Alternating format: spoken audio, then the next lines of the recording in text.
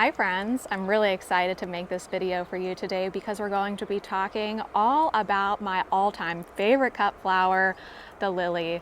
I'm going to go over the proper stage of harvest, how to condition and store them in a cooler if necessary, the importance of removing the pollen anthers, and also my favorite varieties for cutting. So let's get started.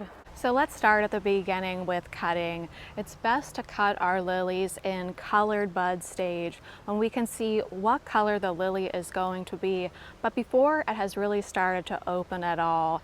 And this is really helpful because then we don't have to worry about damage from weather or insects that might want to eat our lilies. I always want to use clean, sharp snips when I cut any flower, and I want to cut in the early morning or like right now in the late evening. Now, lilies are perennial flowers and they will come back as long as you leave enough foliage and stem on the plant to regenerate the bulb for next year. So I want to always leave at least a minimum of a third of the plant in the garden. But this lily here, Corvara, is basically the same height as me. It's 5.5 feet tall. I don't need a third of this plant. I only need about maybe an 18-inch stem. So that's all I'm going to cut. So I'll cut the plant. I'll go ahead and strip any foliage that's going to fall below the water line. And then I'm just going to place this cut lily into a bucket of fresh, clean water. Here I have a plastic bucket. Plastic buckets, oh, I just broke my bucket.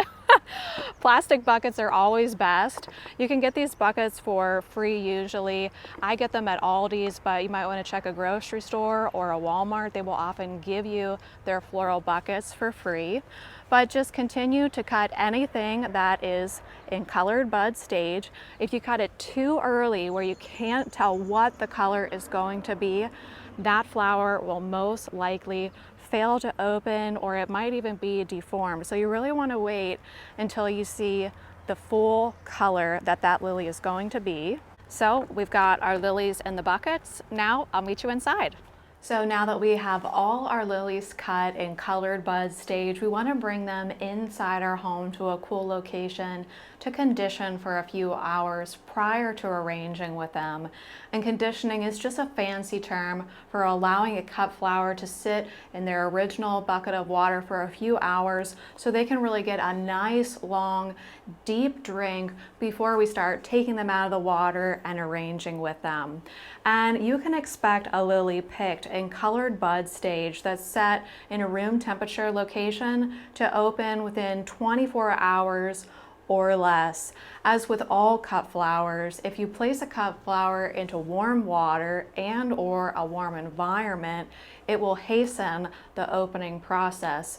Versus if you place a cut flower into cool water and a cold environment, it will lengthen the opening process. Now, once our lilies do open, and like I said, it's really only a matter of a day from going to colored bud stage to at least having one lily open on the stem, it is vital that we remove the pollen anthers from the lily. This will not only extend the lily's vase life, but as the days progress, this pollen on the anthers will shed. It will fall onto the petals, it will fall onto neighboring fabrics, and it will stain them. Not only that, lily pollen is highly toxic to cats, so I like to remove it as soon as possible. So every single time I have a lily opening inside my home and I'm able to see the pollen anthers, I take a piece of tissue and I go ahead and just grab the pollen anthers, and I'm just going to pull straight out. I also like to hold the lily back here where the bloom meets the stem just for a little bit of added security. Sometimes, not often, but sometimes the head will pop off and we don't want that. And then just pull the pollen anthers right off. This really preserves the look of the lily because you're keeping the stigma, but it gets rid of this pollen, which a number of bad things can happen if we keep the pollen on the lily. So let's continue on in the process and talk about how to extend the vase life of our cut lilies after they've opened. Now, believe it or not, I cut all of these rose lilies around this time yesterday in bud form, and look at them. They are all open and beautiful now. At least one is open on each stem. And so what I want to do to get the longest vase life possible from my lilies is every, I would say, 2 to 3 days, change the water, give them a fresh cut, and I like to cut all cut flowers at a 45-degree angle.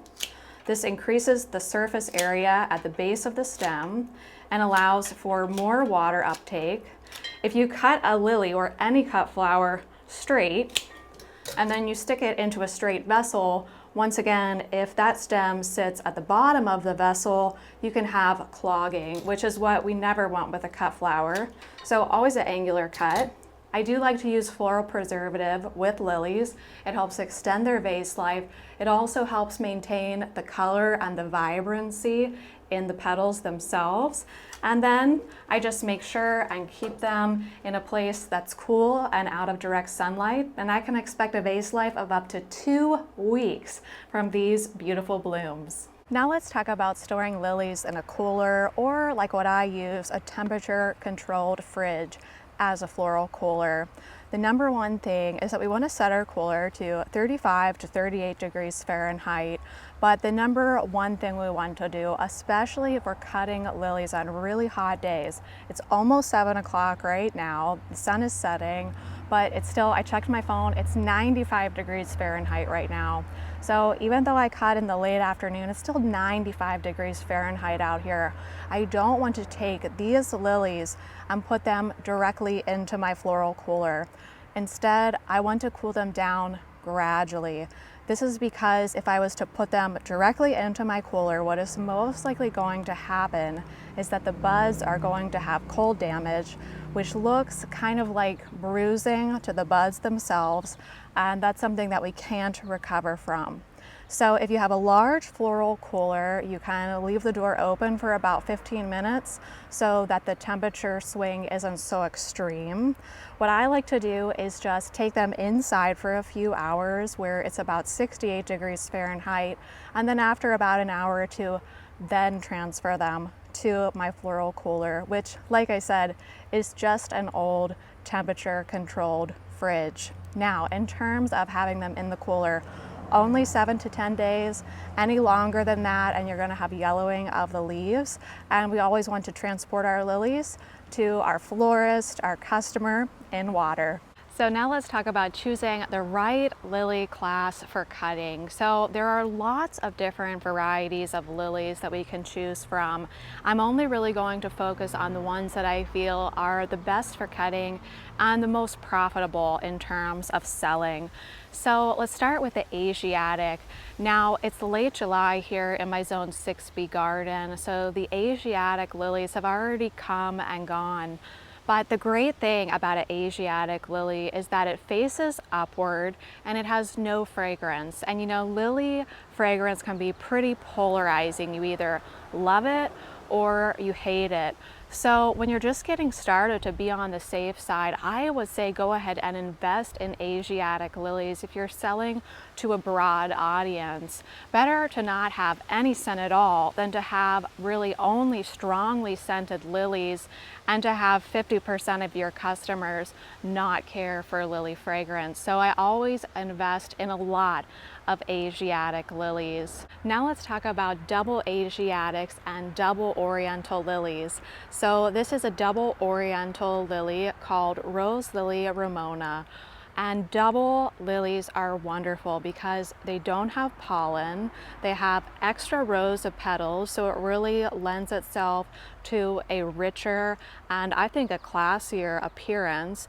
Now, your double Asiatics have no fragrance. A double Oriental still does have a fragrance similar to an Oriental lily, but not quite as strong. But certainly this amount of rose lilies, 1, 2, this is 6 stems.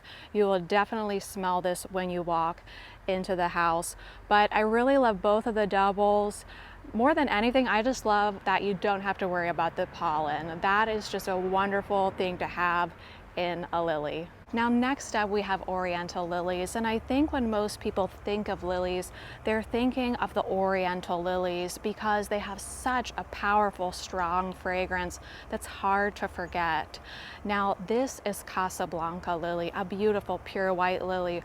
Also a popular Oriental lily down below us is Stargazer. I would also recommend OT lilies and LA lilies. I grow and sell both of those. At this point in the season, I am completely sold out of all those lilies, but I can overlay some photos and videos from my flower stand. So an OT lily is a cross between O, Oriental, and T, trumpet lilies. So you're getting both those characteristics, Oriental and trumpet, in one plant. So often those lilies are bigger, showier, and they do have fragrance. Now an LA lily is a cross between longiflorum and Asiatic, and I believe we harvested some of those together. An example would be Royal Sunset. So you have a lot of beautiful colors when it comes to LA lilies and little to no fragrance depending on the exact cultivar. Both of those are great choices and really popular in the cut floral market currently as we speak. Now we also have trumpet, longiflorum, martagon species, and so many other wonderful lilies to choose from. But the ones I mentioned here are the ones that I just couldn't live without in terms of cutting. And my husband certainly agrees with me. But when it comes to things like species, martagon, trumpet lilies, I really feel like those are best used on their own because of either the way that they just naturally lay on the plant, whether they face downward, then they're quite big, or a martagon lily takes 2 years to bloom and it can be quite expensive. So these are the ones that I just couldn't live without. I sure hope this video was helpful and I hope to see you sometime soon. Bye.